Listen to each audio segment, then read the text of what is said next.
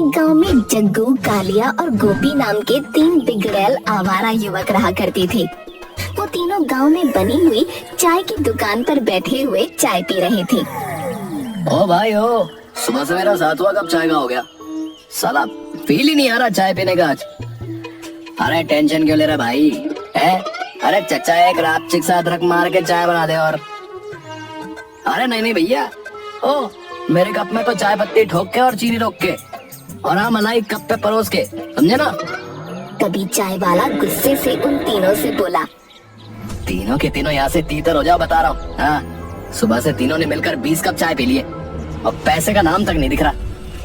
तुम तीनों आपस में मिलकर 300 का काम भी नहीं करते, मगर खर्च तुम्हारे टाटा बिरला से भी ज्यादा है। हाँ? अबे मुंह बंद कर बे। अबे मेहनत भी करते हैं हम तीनों, समझा। कौन सी मेहनत है? कहाँ की मेहनत?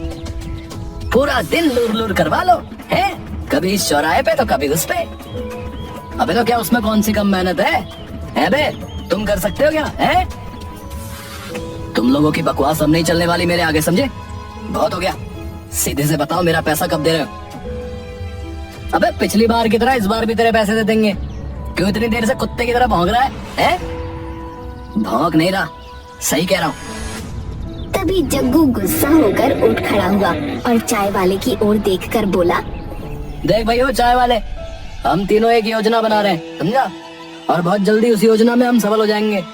उसके बाद तुझे अंदाजा भी नहीं है कि हम तीनों कितने अमीर हो जाएंगे। इसलिए हमसे अभी से तमीज से बात करना शुरू कर दे।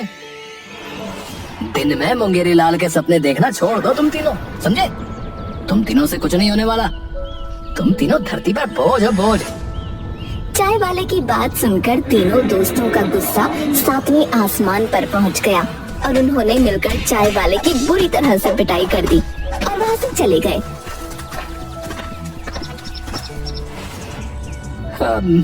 ये अजीब दादागिरी है। एक तो मेरे पैसे भी नहीं दे रहे, ऊपर से मार कर और चले गए। मैं चुप नहीं बैठूंगा, मुखिया जी से इन तीनों की शिकायत जरूर करूंगा। वो तीनों मुखिया के खेत में जाकर बैठ गए। अरे जग्गू, वैसे हम तीनों कौन सी योजना बना रहे थे? तुमने तो बताया नहीं हमें। अरे मैं उसी योजना की बात कर रहा था जिसके बारे में कल हम तीनों ने आपस में मिलकर चर्चा की थी। अच्छा, समझ गया।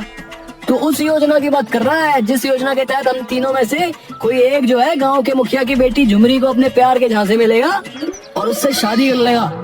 सही कहा ना? और शादी के बाद वो भी मुखिया की सारी संपत्ति का मालिक हो जाएगा और फिर हम दोनों दोस्त भी उसके घर पर ही पड़े रहेंगे। अरे वाह, वो सब तो ठीक है, लेकिन मुखिया की बेटी झुमरी तो हम तीनों को घास तक नहीं डालती। अरे याद है जग्गू, और पिछली बार तूने उसको आई लव यू बोल दिया था और उसके बाद फिर मुखिया अपने आदमियों को लेकर तेरे घर पर पहुंच गया था और लकड़ियों से तेरे शरीर को तोड़ दिया था। हाँ, मुझे याद आ गया। उस वक्त जग्गू की चीखें जो है पूरे गांव में गूंज रही थी। सारा गांव इस पर हंस रहा था। गोपी और कालिया की बात सुनकर जग्गू गुस्सा हो गया। अरे हाँ, अब ज्यादा भावनाओं में बहने की जरूरत नहीं है, समझा। कम से कम मैंने हिम्मत तो की थी भैया। तुम दोनों निकम्मे तो इतनी हिम्मत भी नहीं कर पाए थे। हाँ भैया, हाँ, बड़ी बहादुरी का काम किया था उन्हें। लकड़ियों के निशान जो है अभी भी तेरे शरीर पर है। कालिया भाई, जग्गू भाई बताते नहीं है, इनका शरीर आज भी दुखता है। इतना कहकर वो दोनों जग्गू का मजाक उड़ाने वाले अंदाज में हंसने लगे। बस हो, अब हंसना बंद करो, समझे। तुम तीनों धरती पर बोझ ही नहीं बल्कि कलंक की तरह हो। आपस में गहरे दोस्त होने के बावजूद भी एक दूसरे का मजाक उड़ाते हो। उन तीनों ने देखा कि उनके सामने एक साधु खड़ा हुआ उन्हें गुस्से भरी नजरों से देख रहा था। अबे ओ, ये मेरे दोस्त हैं, ये मेरा मजाक उड़ाए या मुझे मारे पीटे। अबे तू कौन होता है हमें ज्ञान देने वाला? मूर्ख, तुझे बात करने की भी तमीज नहीं। तू जानता नहीं तू किससे बात कर रहा है। भैया, हम जानते हैं, समझा। हम एक भिखारी से बात कर रहे हैं जो खुद तो भीख मांगकर अपना पेट भरता है और मुफ्त का ज्ञान पेलता है। अरे मैं कोई भिखारी नहीं बल्कि एक साधु हूँ। एक ऐसा साधु जो किसी को भी चुटकियों में अपने मंत्रों की शक्ति से भस्म कर सकता है। अच्छा, अगर ऐसी बात है तो फिर हमें भस्म करके दिखा।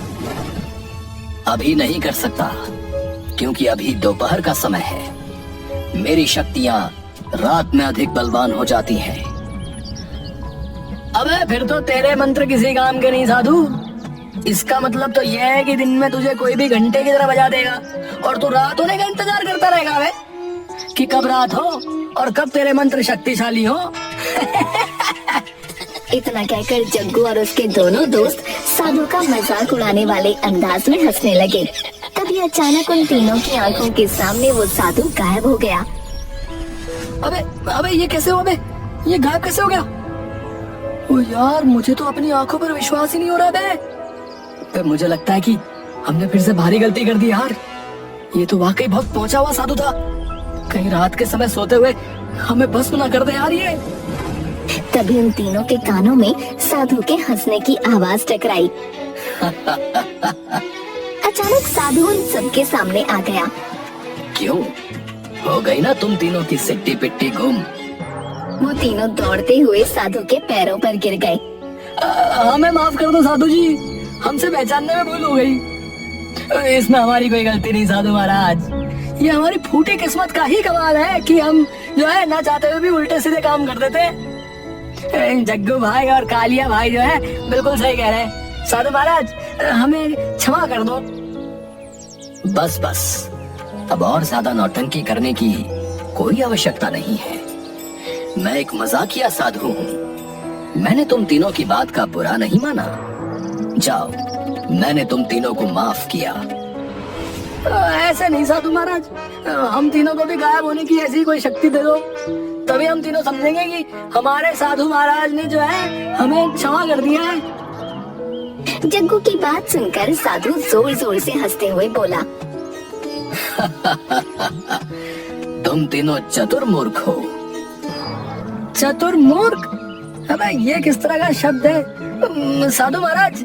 या तो चतुर हो सकता है या मूर्ख हो सकता है। हमारे भी कुछ समझ में नहीं आया साधु महाराज।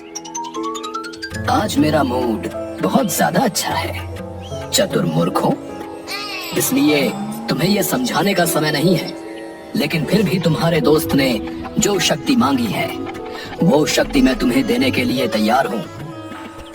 साधु की बात सुनकर वो तीनों दोस्त खुश होते हुए उठ खड़े हुए। साधु उन तीनों की ओर देखते हुए बोला, मैं तुम्हें एक मंत्र बताता हूँ। जब भी तुम तीनों एक साथ ये मंत्र पढ़ोगे, तुम तीनों लोगों की नजरों से ओझल हो जाओगे। तुम्हें कोई नहीं देख सकेगा। साधु महाराज, तो फिर देर किस बात की है? हमारे कान उस मंत्र को सुनने के लिए जो है बेताब है। तो फिर सुनो, तुम तीनों को ये मंत्र पढ़ना होगा। कजरारे कजरारे तेरे प्यारे प्यारे नैना। जैसे ही तुमने ये मंत्र पढ़ा कि तुम गायब हो जाओगे। साधु महाराज ये बताओ, कहीं हम हमेशा के लिए गायब ना हो जाए? अगर हमें जो है वापस आना हो तब हम जो है कौन सा मंत्र पढ़ेंगे? दिखाई देने के लिए तुम ये मंत्र पढ़ोगे। तू चीज बड़ी है मस्त मस्त, तू चीज बड़ी है मस्त मस्त। इतना कहकर साधु वहाँ से चला गया।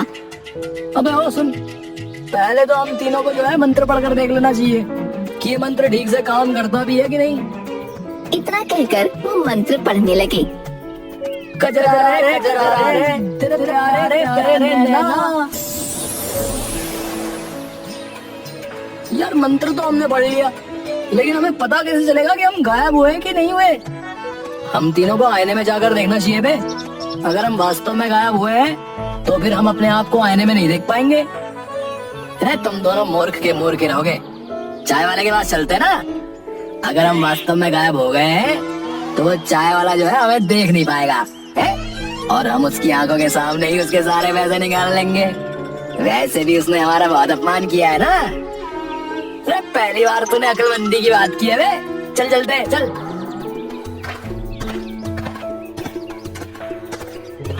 वो तीनों चाय वाले की दुकान पर चले गए और जाते ही उन्होंने चाय वाले की गुल्लक से सारे पैसे निकाल लिए।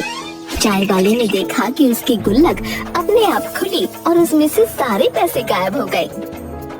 अरे अरे भैया ये क्या हो गया? लगता है गांव में भूत प्रेत आ गए हैं। मेरी गुल्लक अपने आप खुल गई और पैसे गायब हो गए। अरे अरे मैं तो लुट गया भैया। अरे मैं बर्बाद हो गया। वो तीनों फिर मुखिया के खेत में आ गए और दिखाई देने वाला मंत्र पढ़ने लगे। तू चीज बड़ी है मस्त मस्त मस्त, तू चीज बड़ी है मस्त मस्त मस्त मस्त रे। और फिर से दिखाई देने लगे। ओए यार ये साधु तो वाकई पहुंचा हुआ निकला यार। ये है हमने चाय वाले की आंखों के सामने उसके सारे पैसे निकाल लिए और वो जो है मैं देख भी नहीं पाया।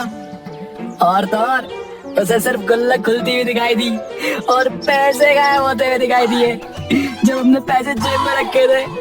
और ये सब बातें छोड़ो बे हो, हमें अब बड़ा हाथ मारना चाहिए।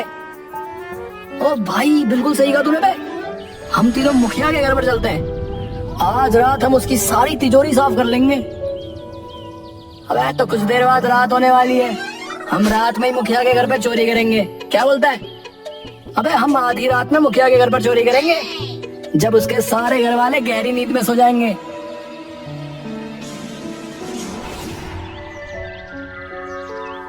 वो तीनों आधी रात का इंतजार करने लगे।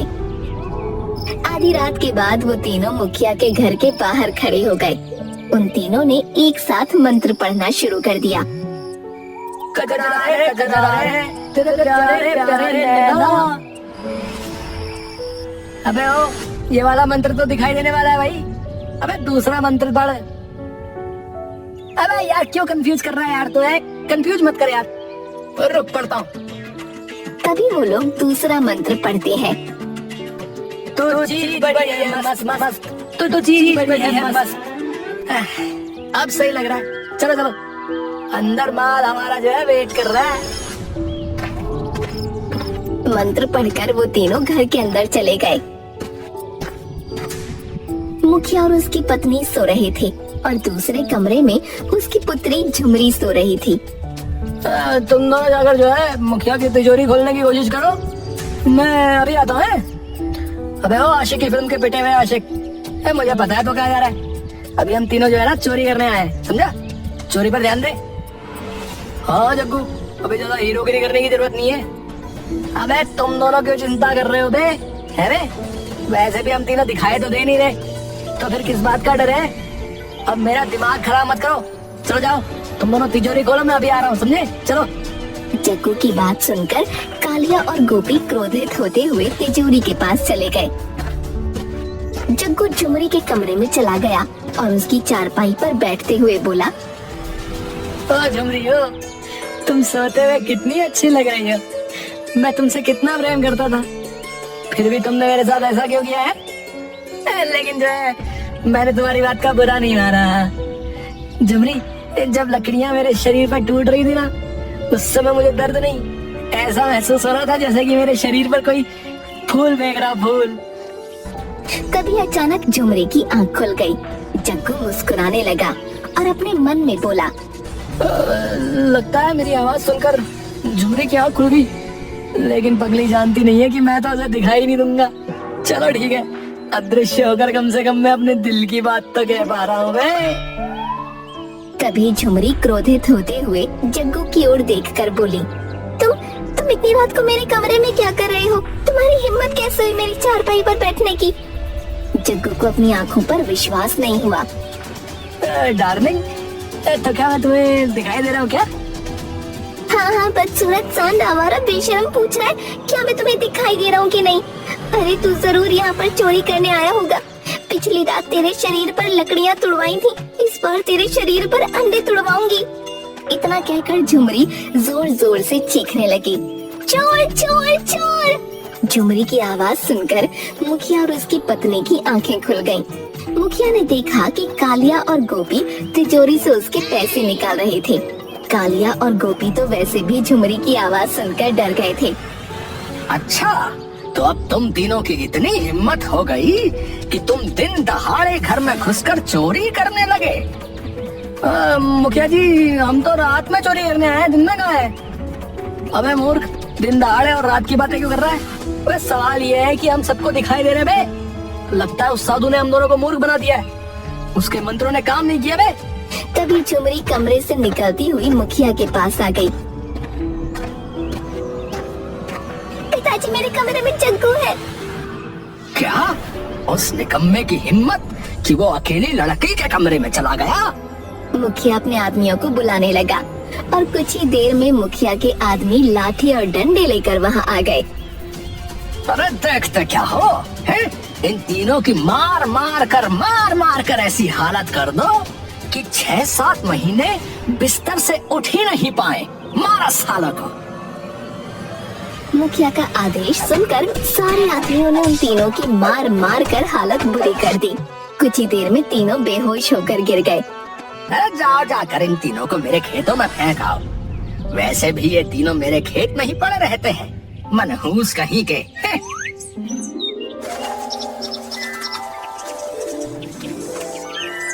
अगली सुबह जग्गू, कालिया और गोपी की आंख मुखिया के खेत में खुली।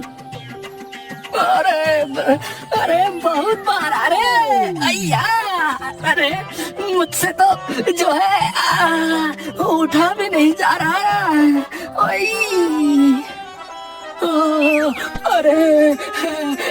अरे उन निर्दयी लोगों ने बिल्कुल भी तरस नहीं खाया।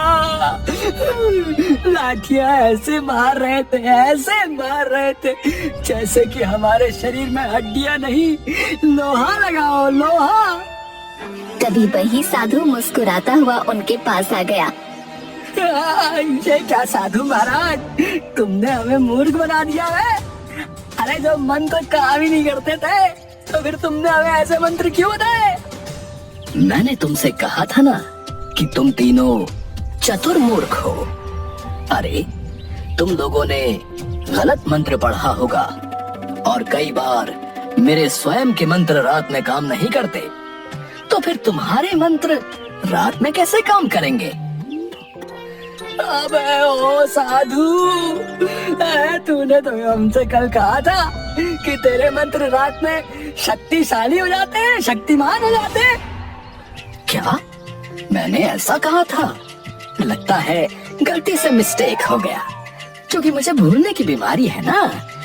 दरअसल मेरे मंत्र रात में कमजोर पड़ जाते हैं और दिन में शक्तिशाली हो जाते हैं। अब तुम एक काम करना, उन मंत्रों को दिन में पढ़ना। कोई जरूरत नहीं है, हमें कोई मंत्र नहीं पढ़ने। चल भाग यहाँ से। सारा स्केलेटन हिल गया मेरा। मम्मी। जग्गू भाई सही बोल रहे हो, मुझे तो लगता है कि मेरी किडनी जो है यहाँ ऊपर आ गई है भैया, और दिल गायब हो गया लग रहा भैया। हाय, मैं मर तो नहीं गया। अरे बच्चा, आज मैं फिर से बहुत प्रसन्न हूँ। कोई वरदान चाहते हो तो मांग लो। अरे साधु चचा हो चचा, रुक जाओ भैया, आज हम आपको दक्षिणा देना चाहते हैं। रुको। गोपी, जग्गू, कालिया एक दूसरे को इशारा करते हैं और लंगड़ाते हुए साधु को पीटना शुरू कर देते हैं।